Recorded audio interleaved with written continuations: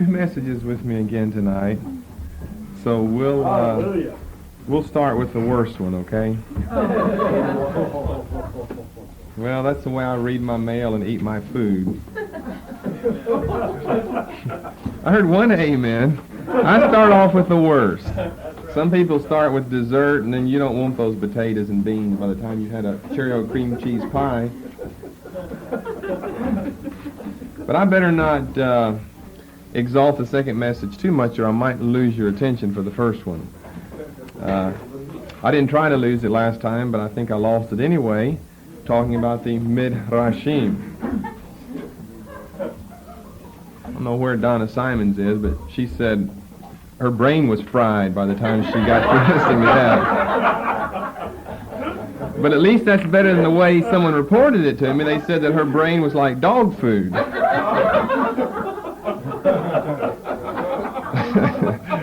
If I had my choice, I'd take a fried brain instead of one like dog food. Well, that's what she gets for speaking the truth, I guess. Someone reported on her. Well, we said we're going to be looking at a couple of topics here, and we're on another one of these going to be a little difficult. The Jewish leaders were known for all these fanciful, mystical things, and that's kind of what makes a lot of this so difficult. We're looking at three things: the Midrashim, and the Talmud, and the Targumim.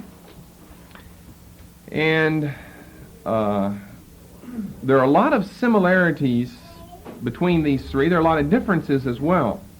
In some regards, they are alike. In other regards, they're different. Therefore, you're going to have to pay careful attention and really keep in your mind what I'm saying about each one of these things. Tonight, by the way, will be to the Talmud, because it's very easy to get confused on the things and think that the Mishnah is the same as the Midrash, or that the Gemara is somehow part of the Halakha. And it gets a little confusing whenever you get it all divided up. I do have it divided up. That's the way I try to give it to you. Make some type of attempt to give it to you correctly so you can remember these things. And we looked last week from Mark 7 and Matthew 15 a little bit concerning the importance of studying these things. This concerns the tradition of the elders that so many times pops up in the Gospels and pops up in the life of the early apostles and their teaching. And so it's interesting to know something about it. However, I would say that what we're on tonight obviously be the most important. Just about everyone has heard of the Talmud before. Maybe not a lot of people have heard of the Midrash or the Midrashim, but most people have heard of the Talmud, although I'm not for certain they know exactly what it's all about. So each time we're going to try to give you maybe a little summary of what we looked at last time, and that'll keep your mind thinking on that. Tonight it would be the Midrash, to better help you understand what we'll say about the Talmud. The study of the Talmud, really there's one of two positions you can have on the Talmud. Either you know nothing about it or you know everything. That's the conclusion I've come to.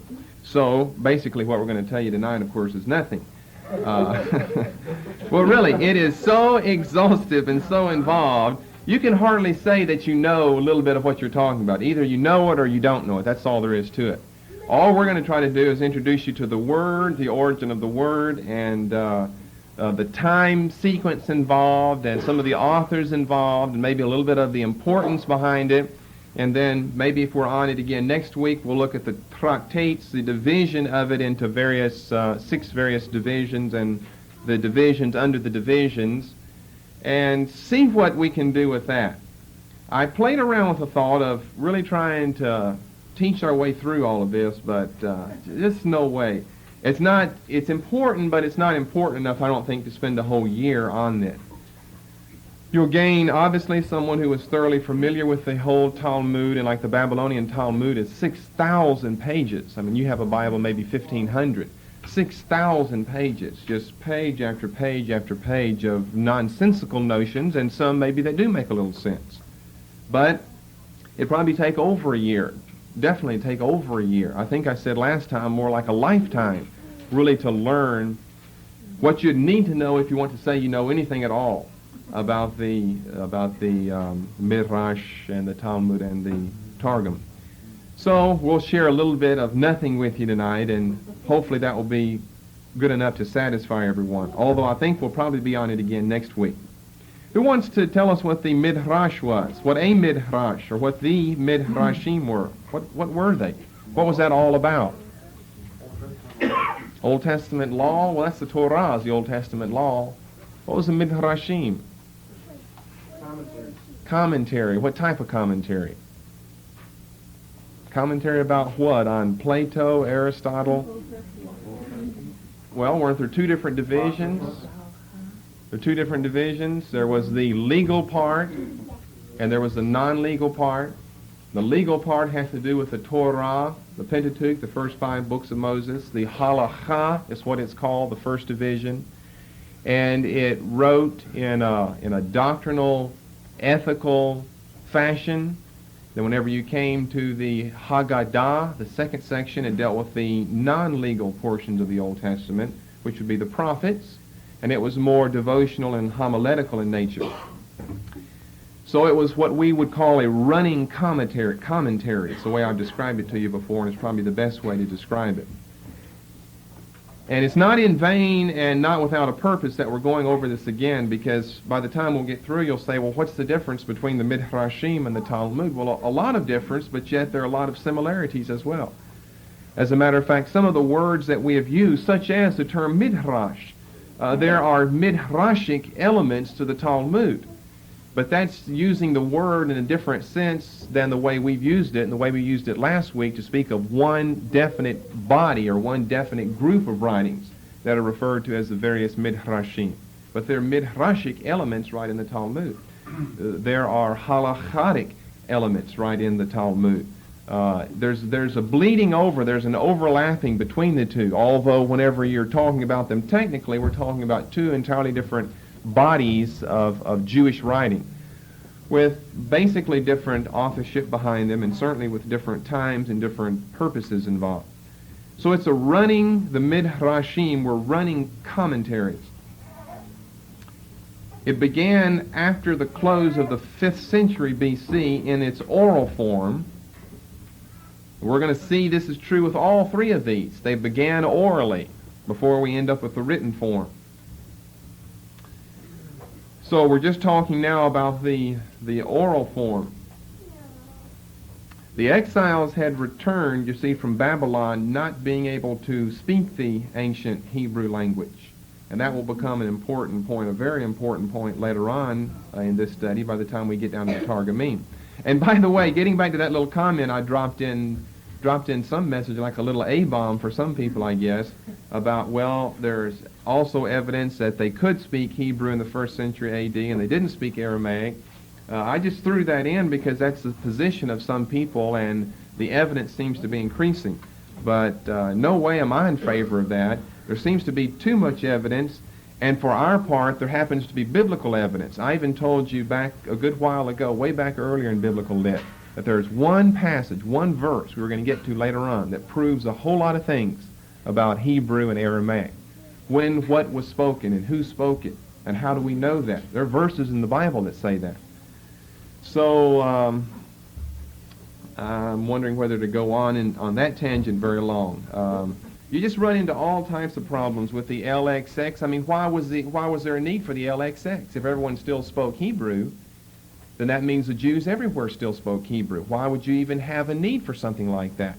And yet we find out that they used that even in Palestine, copies of the LXX, because they couldn't read Hebrew.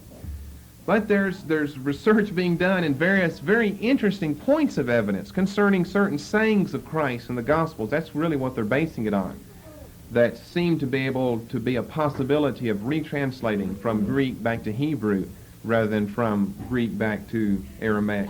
There's, and of course, the famous statement made by Papias, if you remember Papias, and the famous statement that he made concerning the fact that Matthew, it goes something like this, Matthew wrote his gospel in the Hebrew language, and every man interpreted it according to his ability. Now, that's a statement from the 2nd century A.D., and that's always been a thorn in the side of anyone who felt that the Gospels or any of the books of the New Testament were originally composed in Greek. But yet, it just brings up all types of problems. So I think I'll resist the temptation of delving into that. I'd be speaking off the top of my head, but I think I know enough about that to go on for probably an hour, weighing the various pros and cons about that topic. But maybe we'll be back to that in New Testament introduction. We have to study the writing of the books of the New Testament. Then what language were they written in? Was it Greek? So it had to be written in Greek because, like Paul writing to Corinth and Ephesus. Well, we don't even know that Ephesus was ever really, Ephesians was a letter to the Ephesians. It may have been a circular letter, but we'll deal with that in NT introduction. But those people were Greek, so he had to write in Greek there. Well, Matthew's writing to a Jewish audience, though. And see, if they spoke Hebrew, then it only makes sense that he would have composed his gospel in Hebrew as well. So much for that. We said that the halakha, the hadagah, were written down between 100 B.C. and A.D. 300.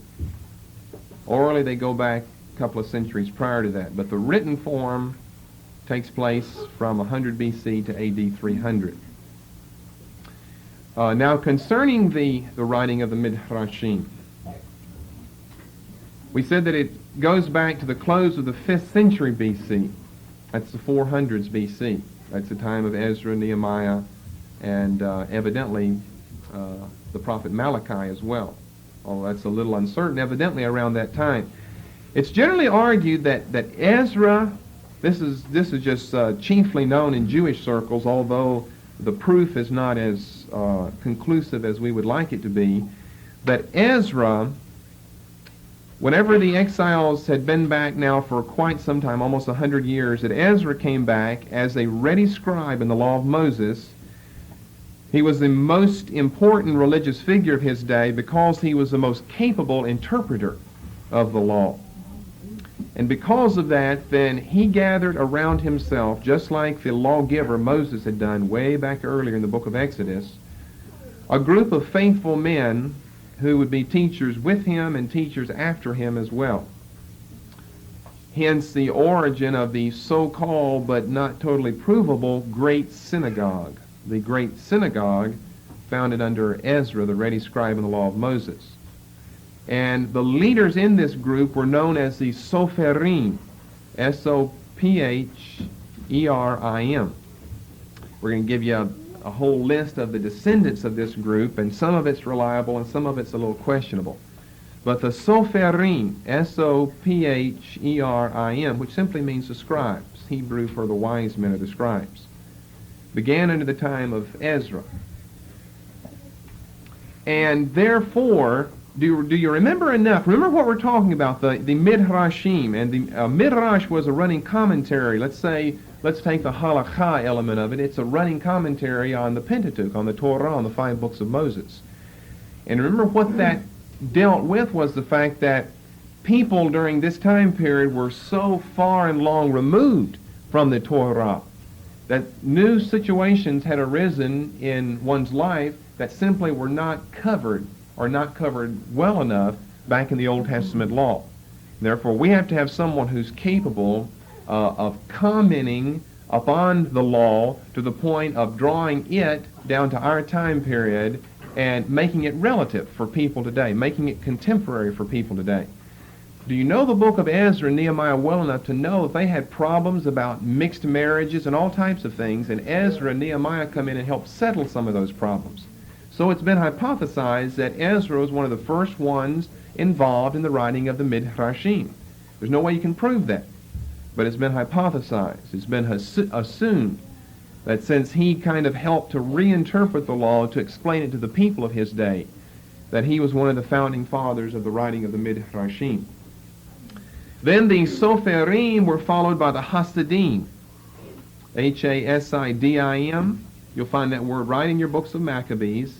I remember recently in one of our teachings we read right over that word. So we've said it around here recently, but you probably didn't notice it. They were followed by the Hasidim, H-A-S-I-D-I-M, during the Maccabean era. So we're talking about around, let's just round it off and say 200 B.C. But really we're talking like about 180 or 175. But we'll round it off because they had to exist prior to the revolt under the Maccabees, or the Hasmoneans. They had to exist prior to that, so we'll say 200 BC. It refers to the pious ones, is what the word means, the pious ones. And they were the forerunners of the Pharisees of the first century AD. Pharisees, talking about the separated one. Well, it means he's a pious one if he separates himself from that which is impious. The Hasidim. These were these loyal Jews, faithful to the law of Moses, that had actually existed prior to the time of the revolt of the Maccabees. As a matter of fact, you could almost consider the father of the clan, Mattathias, as maybe a member of the Hasidim as well. And of course, the men over there in black hats in Israel are known as the Hasidim today. They are the pious ones, the faithful ones, the ultra orthodox ones. They wear black garbs. You've probably seen pictures of them. Black hats, black coats, black shoes, long beard. What's their name? The Hasidim. They still call the same thing today. The pious ones, the Hasidim. And we know them to be the ultra orthodox Jews. They're still trying to live by the law of Moses, although I don't know if Moses ever wore a black hat like that. You might want to get real technical and be just like Moses, whatever he was like. But I don't think he wore a black hat and a black coat and then a long black beard like that. But they have little pigtails, they let their hair grow long and have it in little pigtails, and the little children are brought up that way. They're known as the Hasidim. And they literally are descended from this group of people we're talking about now, the Hasidim during the Maccabean era. Then the Hasidim were followed by the Zugot. We're giving you all these Jewish terms tonight. The Zugot. That's probably a term you've not heard of before. Maybe you've heard of the others. Z-U-G-O-T. Zugot, which is the Hebrew word for pair. P-A-I-R, like two people. Pair of ears, pair of pants, a pair. The Zugot. And there were supposed to be 5 important pairs. But pairs, P-A-I-R, people, two people. That era culminated, if you've got your chart between the Testaments, you'll have the name of the last 2 in this pair. 5 pair, 10 people that were part of the Zugot. The other ones aren't nearly as important as these last 2 because one of them at least overlaps the time of Jesus' birth. Chart between the Testaments, you look down towards the bottom and you've got 2 men starting around 30 BC, Hillel and Shammai. Those were the 2 greatest leaders in Judaism of that day. And they had descendants, I don't mean bodily, genealogical descendants, but in ideas and thoughts. Thematic, we could call them thematic descendants. They picked up the same themes of Hillel and Shammai in the New Testament, such as Gamaliel. One's conservative, one's liberal here, and that was really the problem in Matthew 19. Whenever Jesus was confronted by the religious people of his day, asking him, now, is it all right for a man to divorce his wife for every cause? What they were basing that on was the current thought in Judaism. There was a liberal element that was liberal as far as divorce was concerned, that yes, divorce was allowed. Then there was the conservative group that thought no, divorce was not allowed. And that came about as a result of the teachings of Hillel and Shammai and the descendants of theirs that existed to that day. And Gamaliel happened to be one of those, and Paul happened to be taught under Gamaliel, which meant that Paul himself was a descendant from the school of these 2 leaders. So that's the Zugot, and they come down. I think you see that Hillel lives to about 10 years or so after the birth of Christ, or really about 15 years after the birth of Christ. And that's the end of the period of the Zugot. Then you have the period of the Tanaim, T-A-N-N-A-I-M. We're going to have to talk quickly now to get through all this tonight. And these technical messages, I've been going an hour and 15 minutes, hour and a half lately, and I want to try to hold myself to an hour. I don't know what's funny about that, but anyway, Tanaim, T-A-N-N-A-I-M, which means teachers, the teachers. The teachers would be the descendants from the Zugot, and therefore Paul would have been a Tanaim. and Gamaliel would have been a Tanaim. And so let's date them. They would exist up to maybe AD 200. AD 200, and they would be expounders of the decisions of the 5 pairs in the Zugot. Now, just breaking the continuity of our discussion for a moment to show you again, I have to make things relative for you, or I lose your attention. You think, well, what's important about all this? Well, turn over, for instance, just one example of many we could look at, and we're just not going to take the time. 1 Corinthians chapter 14.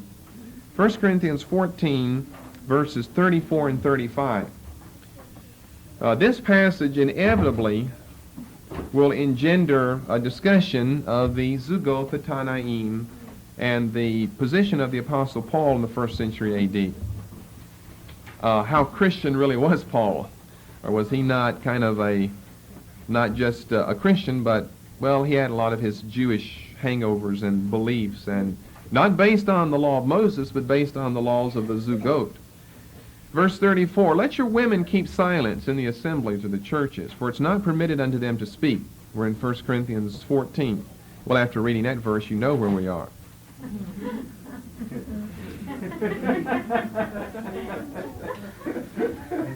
But they are commanded to be under obedience, as also saith the law. Now, where does the law say that? Where does the law?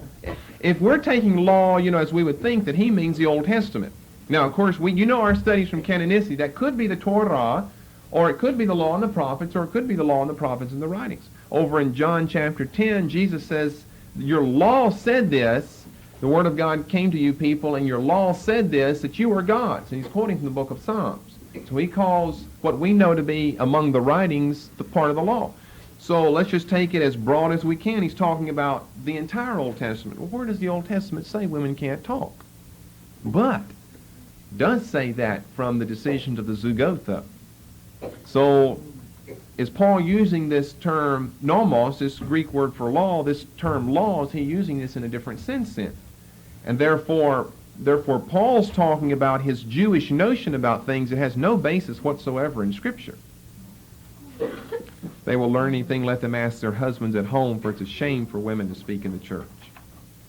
So that's just to give you one example of why it's helpful to know some things about what the laws had to say, in the sense that we're not talking about the Old Testament. Okay, so the Tanaim. That's why you can see this can get very, very technical in all of these areas. But it does help to answer some questions up. Exist up to, say, A.D. 200, and they are followed by the Amorim. Amorarim. A-M-O-R-A-I-M. A-M-O-R-A-I-M, which means the interpreters. And the interpreters came along and did just that, interpreted the codified laws of the Tanaim. So it's like each tiger has the tail of the tiger in front of it in its mouth. From the Soferim to the Hasidim to the Zugot to the Tanaim, here to this last group, Amoraim. And that concerns the Mishnah, which is part of the Talmud, which we'll get to later on. But they would be interpreters of then what was written down, because it really doesn't end up in its written form until beginning with AD 200. Okay, now have I lost anyone there? Or is there anyone that I haven't lost? Or are you pretty much hanging on? Amen. Okay, we're going to go along then. Now let's come to the Talmud, popularly referred to in English as the Talmud, just the anglicized way to pronounce it, which is agreeable. The Talmud. The Talmud, or the Talmud, developed alongside the Midrashim, that is the oral aspect of it. But the Talmudic oral laws were taught without reference to Scripture in the sense of a commentary. Thus, they were not a running commentary. Now, this is important, so get down as much as you can. just about everyone has heard the word Talmud. Just about everybody uses it, just about nobody understands it. How many of you in here have heard of the word the Talmud? See, that's probably everyone. How many of you have heard of the Midrashim? That's not too many, you see. Everybody has heard of the Talmud, but nobody seems to know really what it's about. You'll even hear a charismatic speaker to try to spice his message up by throwing in a couple of quotations from the Talmud. And I doubt he knows what in the world he's talking about. He'd just soon be grasping for apples, with a blindfold on or something, or trying to catch a fly in his mouth. He doesn't know what's going on. But bless God, I read that back in E.W. Kenyon's work somewhere, and so here it comes, and he delivers it. So, although basically we're sharing nothing with you, at least there'll be something more than what these nobodies know about this matter. It basically was a system of case laws that came from the predecessors of the great rabbis. The great rabbis begin with the Zugot, and particularly the Tanaim, or some of the people we refer to as the great rabbis. But, and even on up into the Middle Ages, rabbi this and rabbi that. The word Talmud, T-A-L-M-U-D, if I haven't spelled it for you yet, T-A-L-M-U-D, comes from a Hebrew verb that means to study or to learn. To study or to learn. One of 12 Hebrew terms that means to study or to learn. It occurs, dozens of times. I don't know if it's worth the time. Psalm 119. Let's look at a few passages there. Many times in Psalm 119.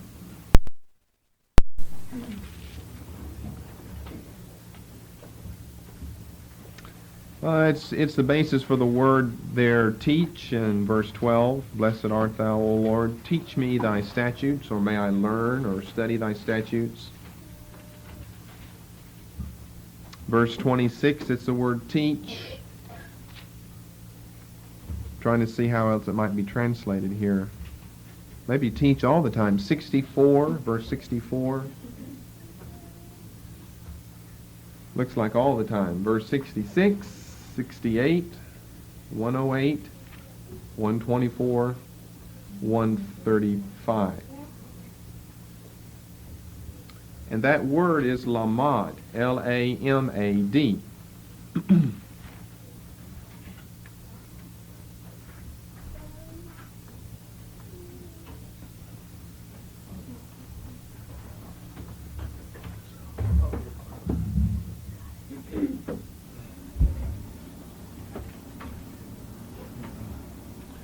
Let's, I think I put, we'll stay with the top part right now for a moment to show you we're going to do something with the bottom.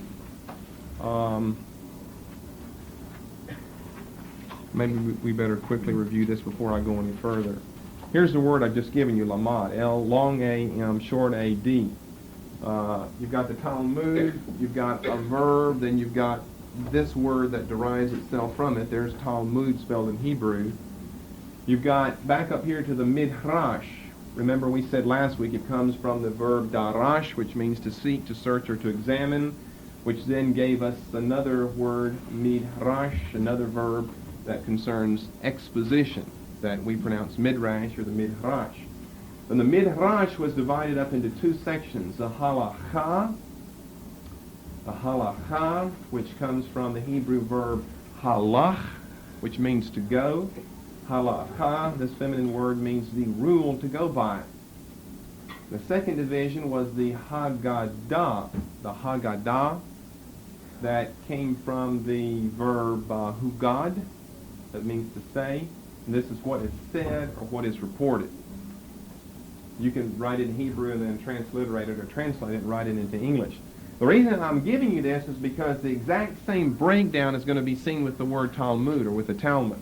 You're going to have Talmud, then you have a verb, then you have the word that really is a noun that derives itself from that. And again, right here, you've got midrash, then you've got verb, then you've got the word as we know it that has deriven itself from that. You've got the midrash divided into two sections, the halakha and the Haggadah. And as we'll see here in a moment, you'll have the Talmud divided into two sections as well. And it's real easy to get all these sections under here confused, very easy, because sometimes these words are used in a non-technical sense. Like I said, there would be halakhatic material or halakhatic emphasis or a way about doing things sometimes found in the Talmud. And a lot of people will confuse the first part of the Talmud, the Mishnah, with the Midrash, just because they sound similar and they both start with an M.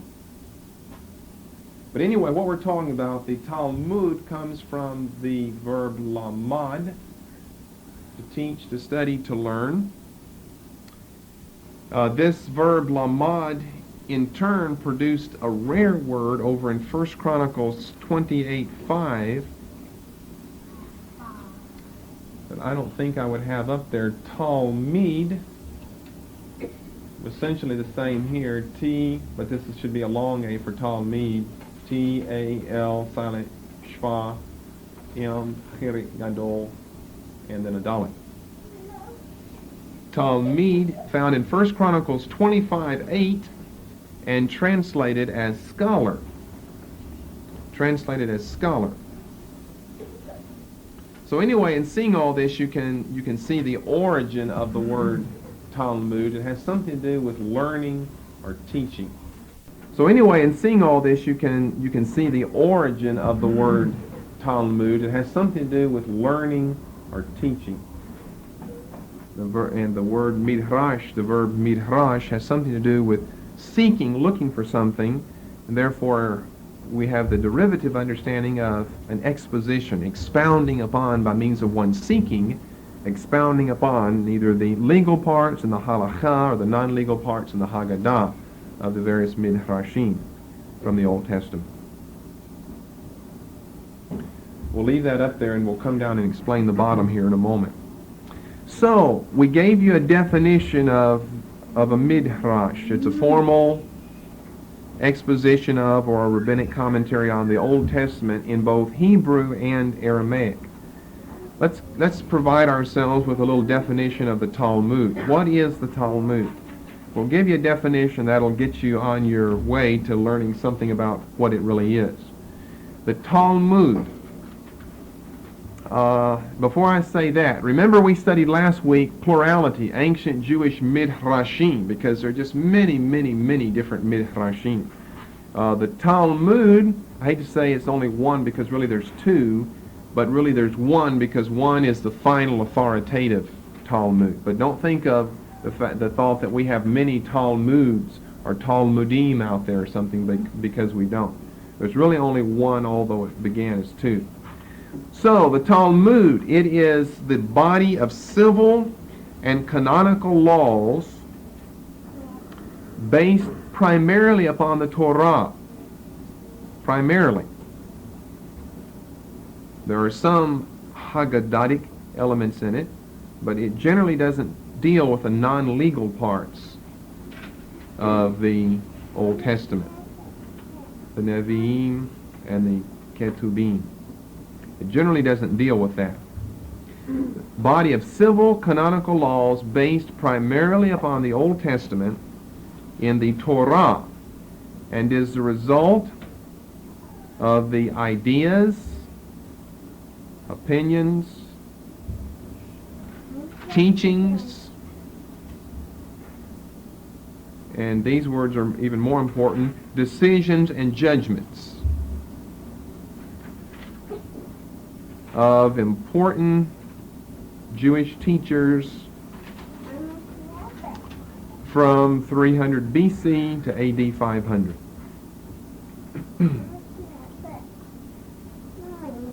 From 300 BC to AD 500. It's a body of civil and canonical laws based primarily upon the Torah, and as is the result of the ideas, opinions, teachings, decisions, and judgments of important Jewish teachers,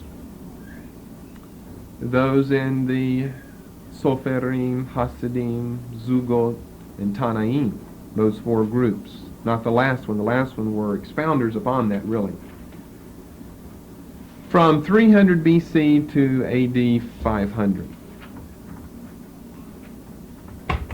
So what we're talking about is we've got a compilation of literally thousands and thousands of anonymous thoughts and sayings over almost a millennium of time. Most of them are anonymous. A few of them have initials or a name attached to it. Maybe more did earlier, but they've been lost in the transmission of the text. It's a tremendous, tremendous literary masterpiece. Second in the history of the Jews, second only, of course, to the Old Testament. It's one of the world's greatest literary masterpieces, the Talmud. So the Jews, as you should know today, are very, very proud of their Talmud. They're very proud of that. As proud of that, if not more, than the Old Testament, than the Torah. Because the point of the matter is, who can understand the Torah today? Nobody really can, because that was 1400 BC, written back in the Sinai Desert, you know. Now we live where we've got electric typewriters and cars and trains and pulleys and things. So who can really understand all that? Well, with the various decisions that have been passed down by these rabbis, they were so contemporary even back, let's say, 150 A.D., when they didn't have electronic typewriters and cars and things in, that they still will fit today, they'll still apply today, because they're almost a century and a half closer to us than were the laws of Moses when they were originally given. So anyone who knows anything about the Jews knows how proud a Jew is. Most Jews, there are some that could care less about the Talmud, but Jews today base their religious life not on the Old Testament but on the Talmud. If you've ever wondered why is it seems like Jews disobey the Old Testament, it's because they base their life on the interpretation of the Old Testament through these case decisions that rabbis handed down whenever some problem came up that's been codified in this body of writing called the Talmud or the Talmud. Now, that's very important to know, so you'll know something about the Jews today. The Jews just don't obey the Old Testament, but they do obey the interpretations of that and the case decisions based upon that. So these oral laws, it started off orally, remember. We're way back 300 BC for its oral beginning. The oral laws were to help explain the Torah. These Jewish teachers felt that with the growing complexity of changing times, then the simple instructions of Moses in the Torah, although they were good for his day, are not complete or contemporary enough for hundreds of years down the road. Kind of sounds like the claim of the neo-discipleship teachers that we need a contemporary word today. We don't need a contemporary one as far as throwing out the Bible and rewriting it. We've got a contemporary word. We just need people who can apply the word to modern day situations, and that's what teachers were to be for in Israel. There's no doubt about the fact that you're going to run into problems whenever you get past the cultural setting of the Bible and trying to interpret it and apply it to your life. There's no doubt about that. But the Jewish church and the Christian church today should have her teachers that can help make contemporary without explaining away the teachings of the prophets or the teachings of the apostles. They should be able to help us make these things contemporary, to know how this applies to our life today. So they are trying to do that, but in doing that, they're writing their Bible over. Is what they're doing. They've got the right goal in mind. We want to make these things contemporary. I'm saying that because I think there are people today, and maybe someone here in this church, who would think, well, we just got to just take the Bible literally. Well, that's a naive notion of it. Just take the Bible literally. Of course, we take it literally, but what does that mean, though? We're to an argument over terms and words and meanings now. We believe that. A teacher who believes he can make it contemporary believes you take it literally. But what does that mean, though, to take it literally? I mean, it's got to be able to answer problems of today. They didn't have insurance back in those days. We have insurance today. Now, is insurance scriptural or unscriptural? What about if the state demands that you have it? Now, somehow you've got to be able to reach back into the Bible, into the New Testament. Let's stay with that, because as a Christian church, our doctrine has to be founded on the teaching of the apostles, Acts 2:42. They continued in the apostles' doctrine. So we have to found our teaching on the apostles' doctrine. But we've got to be able to live and exist today. We're not in the first century. We don't live in Palestine. We don't wear sandals and ride donkeys everywhere. If we did, it'd make things a lot easier. And that's what some people have tried to do. Run away to monasteries or something so you don't have to face the complexities of an ever changing world. And speak about ever-changing worlds, it's never changed as quickly as it has in the last 50 years. Amen. We're in what the sociologists are calling the age of information today. Everything is based on information. Computers control just about everything. And there's so much information. It's almost beyond the capability to contain it or to comprehend it, just to synthesize what's being said. Earlier times, whenever it came time to go down to the general store and buy something, you told the clerk there, "I'll pay you next month." He said, "That'll be fine." But today, no, you'll be arrested. You got numbers. A computer's got your little biographical chart in there stored up, whether you paid your bill or didn't pay your bill, and it will alert, and red lights will flash on, and robots will drive up, and you're driving a car and come out with submachine guns and mow you down. It's a different time today. Back in the good old days, as they say, where food was food, and people were people, and honesty was honesty, although I think the world's always been wicked since the fall of Adam, it wasn't as complex as it is today. Amen. It was complex in the 1st century A.D. when they were trying to understand the Old Testament. What do you think it is today? We're trying to understand the New Testament, but we're removed from that 2,000 years. So we have to have understanding of how to properly interpret these things. It's divided into 2 parts. The Talmud is divided into 2 parts, just as is the Midrash. And that's provided on the bottom of the screen up here. The Talmud is divided into the Mishnah, M-I-S-H-N-A-H, Mishnah, which comes from a verb that means to repeat. So the Mishnah is the repetition.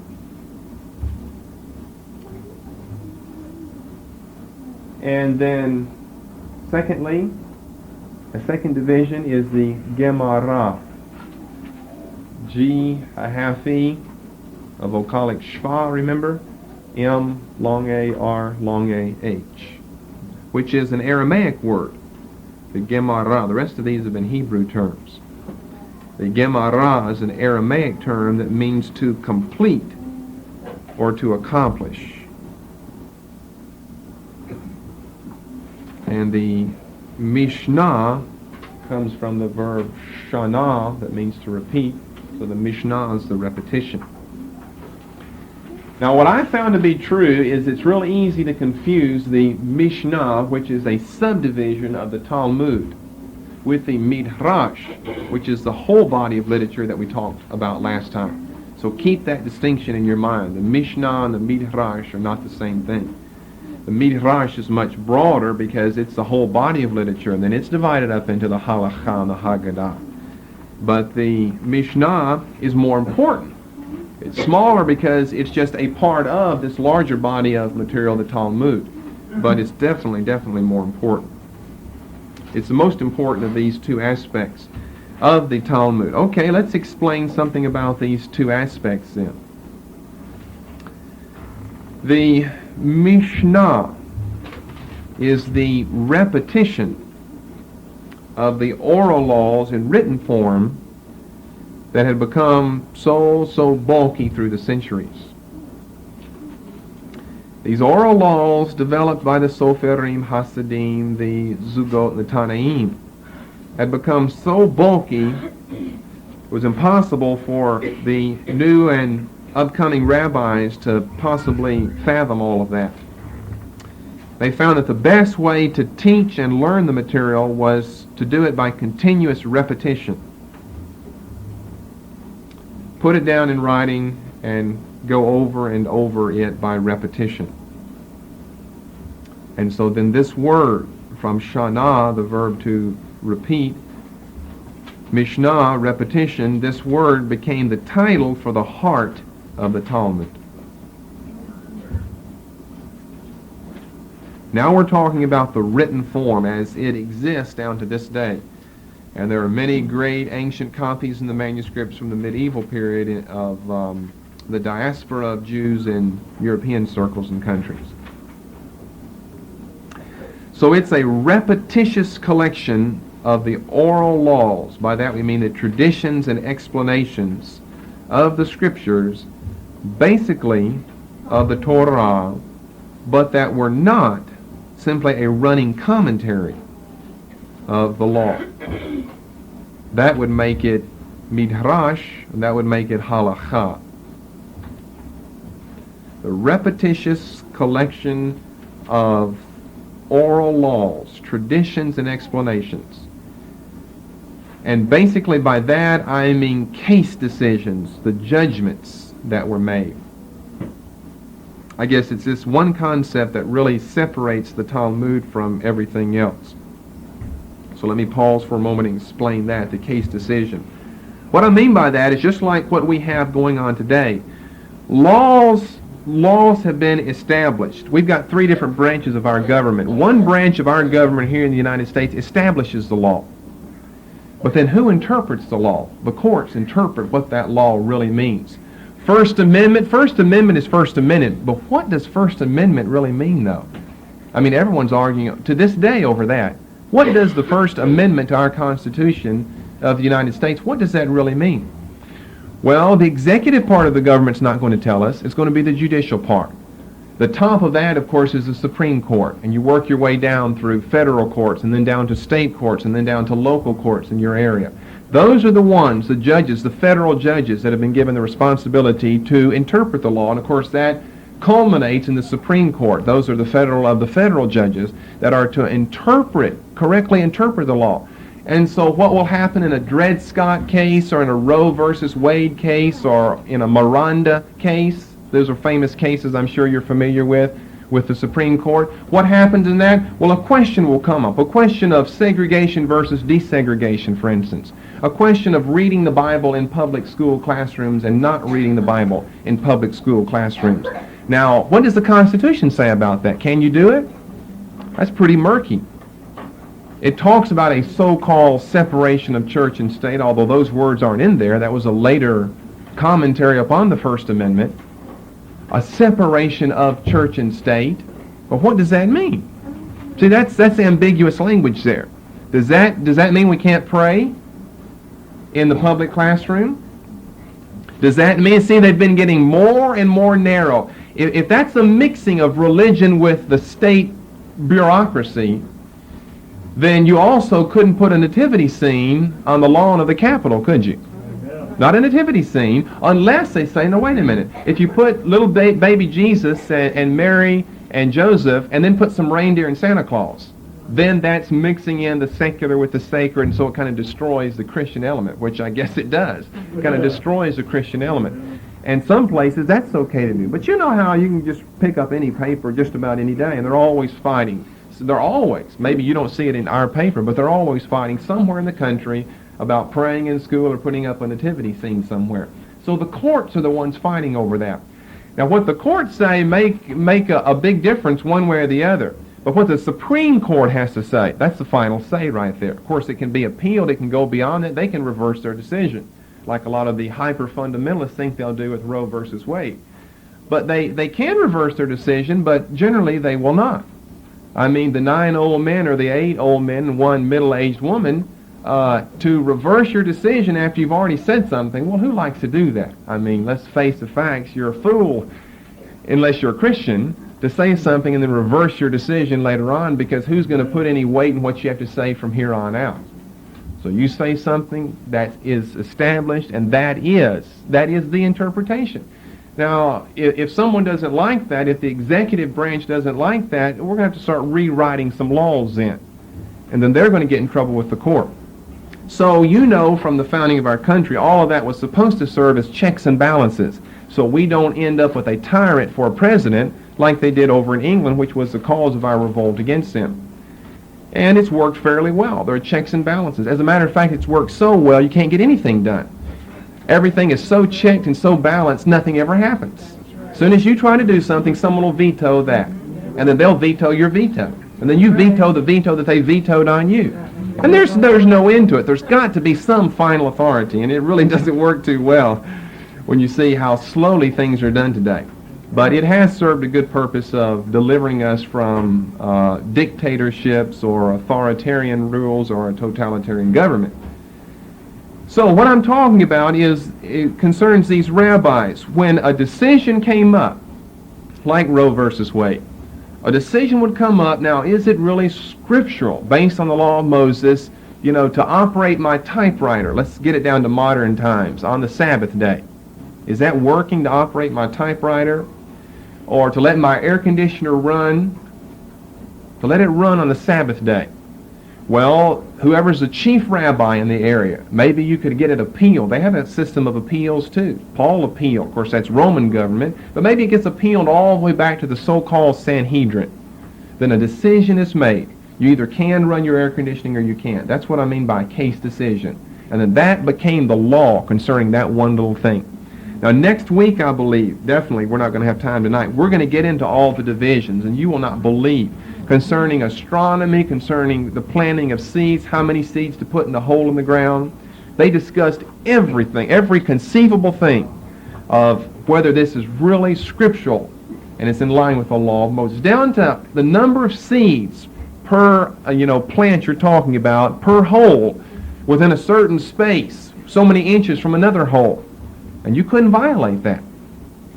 And this is what Jesus is talking about when he comes on the scene and says, you burden people with things that's impossible to do. He never was critical of the law of Moses. The law of Moses revealed the truth to man, and we're told that it was a schoolmaster, as one who led him to Christ over in Galatians chapter 3. There's nothing wrong with the law. There's something wrong with all of these case decisions. There's something wrong with this oral backing. The Talmud is not in its written form in the time of Christ and Paul, but the oral laws are all there. The ammunition to make it, the material to compose it is all there. Jesus said, remember in Matthew 23, that you load these burdens on men's backs and you won't move them with one of your fingers. That's what he's talking about. These incredibly woven, complex notions of right and wrong that was impossible for the most pious spiritual person around to accomplish. Healing on the Sabbath day, that's not against the Old Testament law, but that was work though. Remember the man who got healed and then picked up his bed because Jesus said, carry your bed and go home? What did the religious leaders say? You can't carry your bed on the Sabbath. Instead of glorifying God, this man got his healing. Forget your old laws, have some mercy and compassion. This man just got healed after a lifetime of sickness. You'd rather see him go back and get sick and get back on that bed because you can't carry your bed on the Sabbath day. And Jesus said, you bunch of hypocrites. What's more important, that we broke one of your little tiny laws and a man carried his bed, or he got healed? He said, you Pharisees, you have no compassion at all. You're hypocrites. You have no mercy. You have no mercy or compassion on anyone else.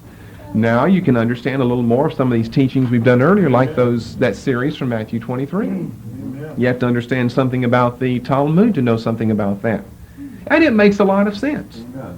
They can only travel so far on the Sabbath day. It's called in Acts chapter 1 a Sabbath day's journey. So many feet, so many yards from your doorstep. That's as far as you could walk.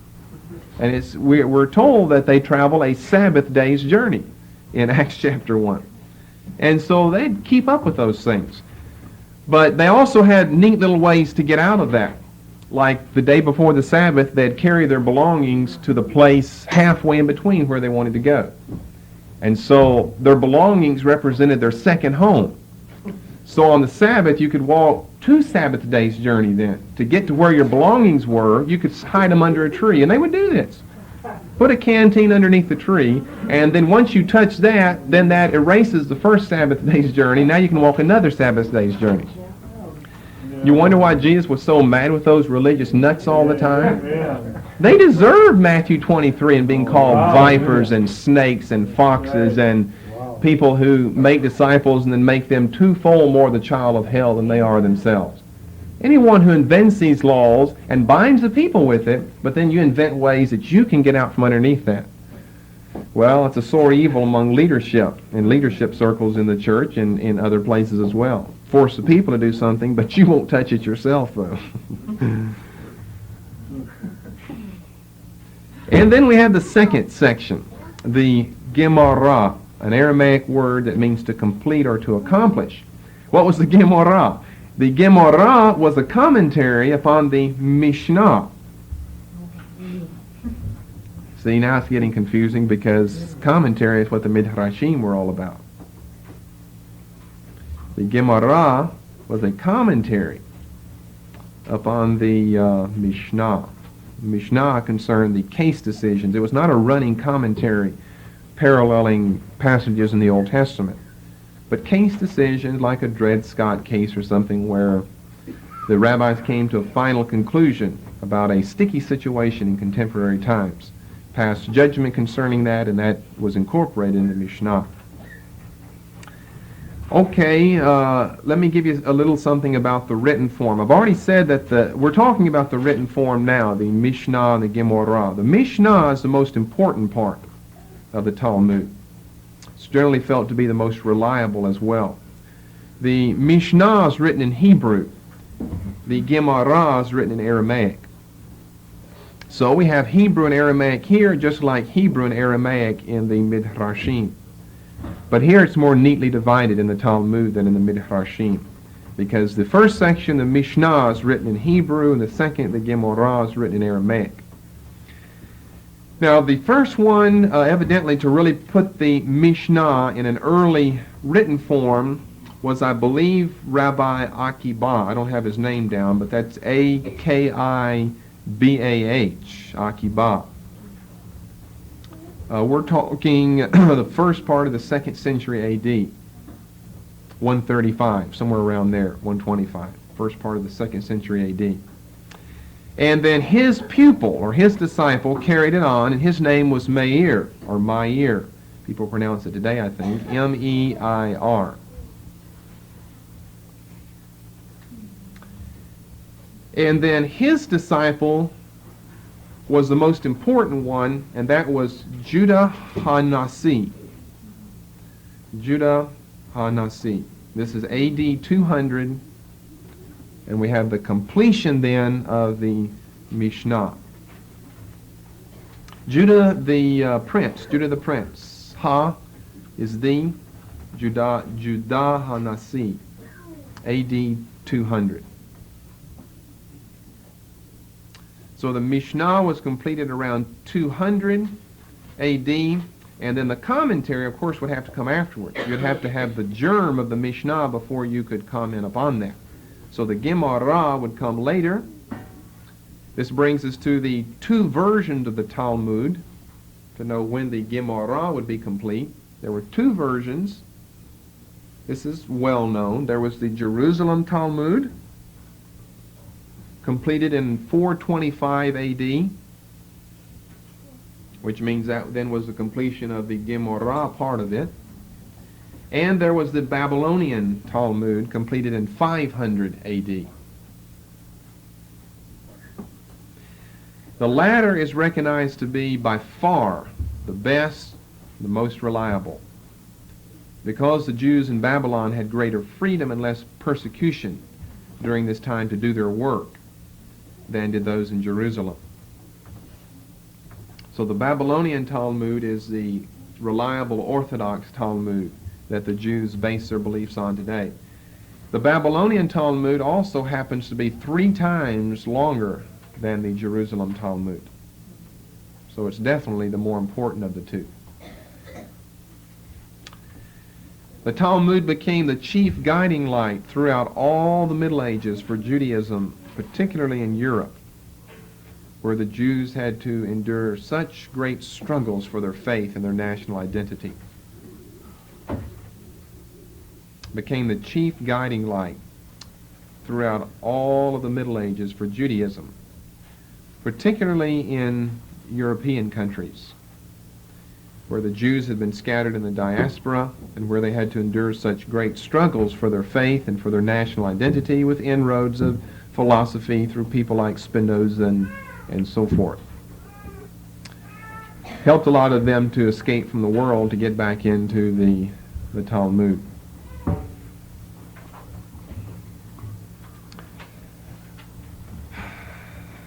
We're getting close on time. I think I'll stop with that. That's a safe place to stop. I've already given you the languages, one in Hebrew, one in Aramaic. Even when you can read Hebrew and Aramaic well, it's very, very difficult to read the Talmud, just because of all of the personal peculiarities and idiosyncrasies that exist there. And generally, as I said, the Mishnah is felt to be more reliable, the best of the two parts, and it's the one written all in Hebrew.